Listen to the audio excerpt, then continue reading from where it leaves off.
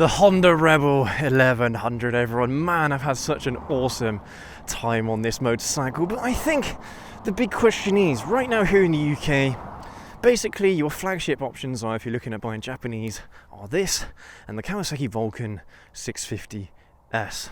So, between these two bikes, which one would I pick? Considering I am a newbie cruiser rider with quite a narrow perspective on what a cruiser bike is or should be.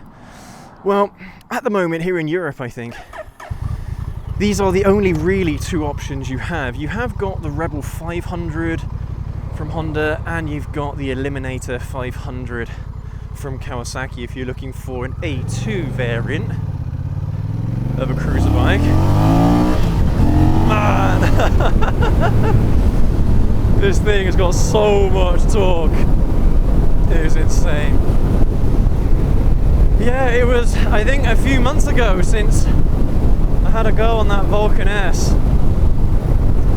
And it's a real shame because Kawasaki used to make, I think it was a Vulcan 800, maybe even a Vulcan 900. Maybe they still do sell those in the United States or in other parts of the world, but here, unfortunately for us, the only options we have are the Rebel 1100 and the Vulcan S 650. There is quite a big difference in terms of performance. There is a massive difference between these two bikes. I think performance-wise, if you are looking for a really quick cruiser, then this obviously beats the Vulcan 650 easily. I mean, the Vulcan 650 is producing what, 70 odd horsepower at the crank, 60, 70 newton meters of torque, something like that. This is producing near on double the amount of torque, another 50 or 60 horsepower, or 40 or 50 horsepower rather. That is quite a big difference, but the one criticism, the biggest criticism I have of this bike are the ergonomics. They're not very comfortable for me. They require reach of the handlebars and the foot pegs are a little cramped. They come up a bit too close to the natural riding position of the bike. Really, they should be about there, is where I think the foot pegs should be. Pretty much where that Insta360 is at the moment, that's probably where my foot would be the most comfortable. And I do have a habit of getting on the bike and putting my foot here rather than here on the foot peg. I'm not sure what this is for. Maybe it's to, I don't know, direct your foot a little bit. Because yeah, it's not the most natural ergonomic position, at least from my perspective anyway. But this thing is quick, incredibly quick, and I love it for that. This engine is sweet. God, what an awesome engine this is. If you haven't seen our first impressions ride reviews of both of these bikes, the Vulcan 650 and this awesome 1100 Rebel, then definitely go and check them out. We've run through all the specs, we've run through it in a lot more detail about the bike and its performance, 0 to 60s, and the tech packages as well that both of those motorcycles come with. But this video is literally just a full-on shootout between this, the 1100 Rebel, and the Vulcan 650S. This is actually a really difficult choice because for me, if you want a more authentic cruiser riding experience, I actually think the Vulcan S is better in that regard. It's not the fastest thing in the world, but it isn't slow by any means. It does have a nice amount of torque, not on this level. This torque is just insane, even in third gear. An insane amount of torque.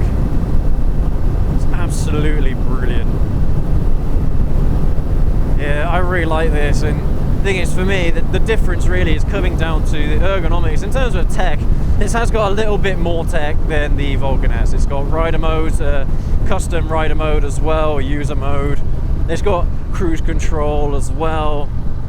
The only issue as well is that the wheelie control does kick in a little bit early on this bike. I'm sure there's a way you could turn it off. I haven't quite figured out how to do it yet, which is a bit of a shame. but this thing will wheelie 100%. It does feel like a tight squeeze whenever you're filtering on this bike.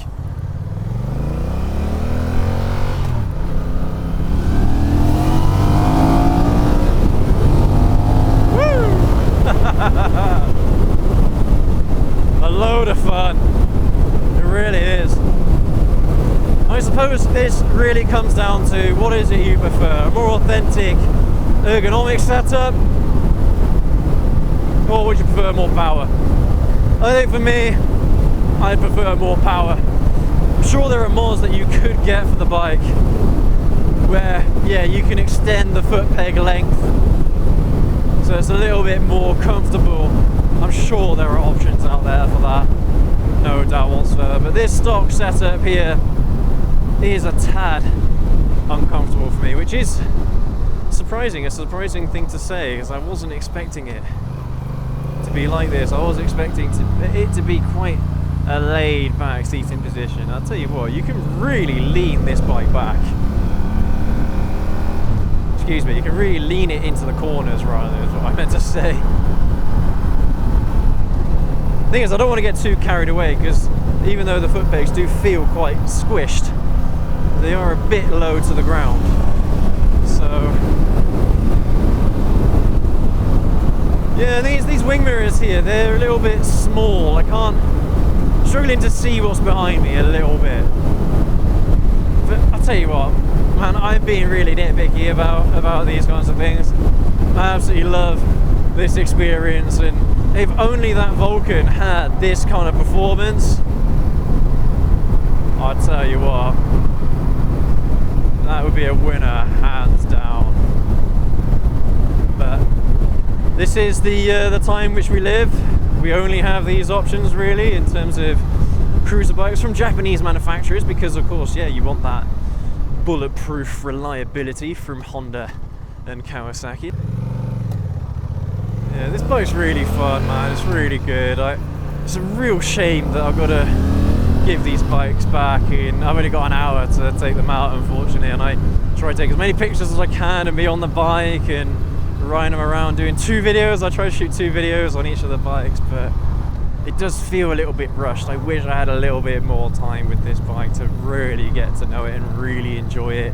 I think this bike is a bit of a mile muncher. Once you get used to the ergonomic setup, it's not uncomfortable by any stretch of the imagination, but the handlebars do seem quite far away. Maybe you could get handlebars that come in a little bit closer. I'm sure there's a mod that you can do for that as well, but no, it's okay. It's all right. I'm 5'11", 6 foot on a good day, and it's not bad. The ergonomic setup isn't bad for me. It's just different to the Vulcan S, and that's really what I'm commenting on at the moment. But this is, I think, the better bike of the two. I really do. I love this thing. This is absolutely wicked. What a load of fun. Seriously, guys, if you're looking at one of these, I don't know, maybe it's more of an entry-level cruiser, because I suspect these are a little bit cheaper than the stuff you probably find from Harley Davidson. If you're looking at an entry-level cruiser, well, I say entry-level, this isn't really an entry-level cruiser, to be honest with you, with the amount of power you've got on tap. The Vulcan S is an entry-level cruiser, and I think that can be restricted to A2 as well, if I'm not mistaken. Despite the fact that they've got that Eliminator 500 instead that you could get, but it is a totally different ergonomic setup again, the Eliminator from the Vulcan. But yeah, guys, despite the fact that I prefer the ergonomic setup on the Vulcan, the riding experience of this bike is just, it is better. More power doesn't necessarily mean a better experience, but in this context, on these two bikes, it does make more sense to have a little bit more power. So yeah, I've enjoyed this bike an awful lot, and I hope that you guys have as well. Again, huge thank you to Completely Motorbikes for letting me take this bike out. Another cruiser. These bikes are a lot of fun, man, I swear. When I'm a little bit older, I'm going to be looking at one of these. Not necessarily the Rebel specifically, but definitely a cruiser bike of some kind, without a shadow of a doubt. Absolutely love it. I think this riding position is a lot of fun, and a lot more fun than I originally thought. I genuinely thought the cruiser bikes were going to be boring before I had a go on that Vulcan S, and then ever since then I was like, yeah, I got to get on this. This is absolutely fantastic, absolutely brilliant. But thank you ever so much for joining me on today's ride. You let me know what you think down in the comment section below. Have you ridden both the Vulcan S and the Rebel 1100 over a span of a few years or so? Definitely let me know which one you would take down in the comment section below. And as always, go ahead, leave that like, hit that subscribe button, go and check out Completely Motorbikes as well if you're looking to buy a new or used motorcycle. And we'll catch you all in the next video. Everyone, take care, ride safe.